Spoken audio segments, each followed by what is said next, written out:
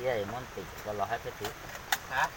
Nó có iya món thịt có lò hết. Lúc rồi quay đó là có tơ hủ à. Đấy hủ à. Thì to off phủ đây.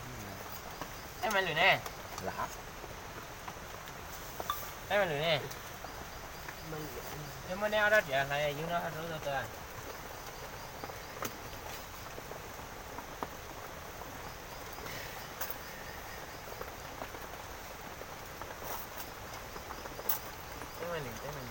Trời ơi. tới nơi được quá. Nó hai sắp có gần. Nó cái gì không nào đó.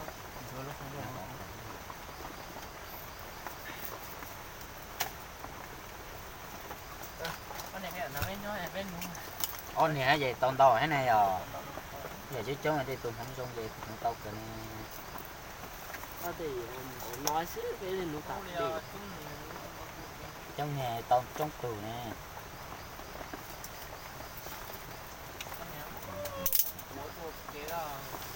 Ủa chỉ có cây lửa. Chơi nó chơi cái này vậy mà nó nói râu này vậy nó gặp một cái yên đầu cười gì à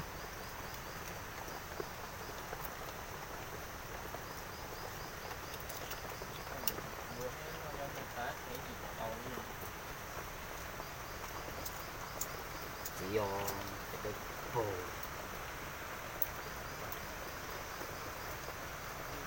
người ta biết đồng đi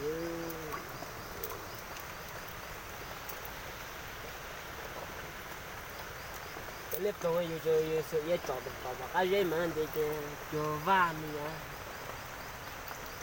Cho nó chọc bỏ khỏi cái tôi chỉ tao mà giờ luôn tổ xích tao. cho nó chọn yêu bỏ luôn con lông đi nó nhỏ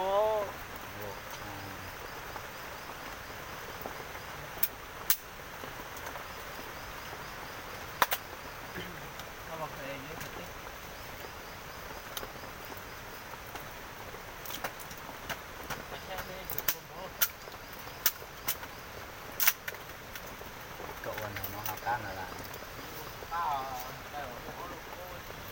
giải chín á. Nó giải chín món khác cỡ. Giải chín.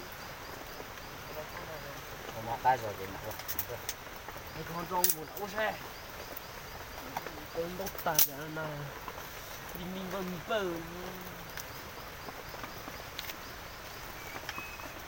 cho tao ổng hai cá lên đấy chứ bây giờ hết quá thở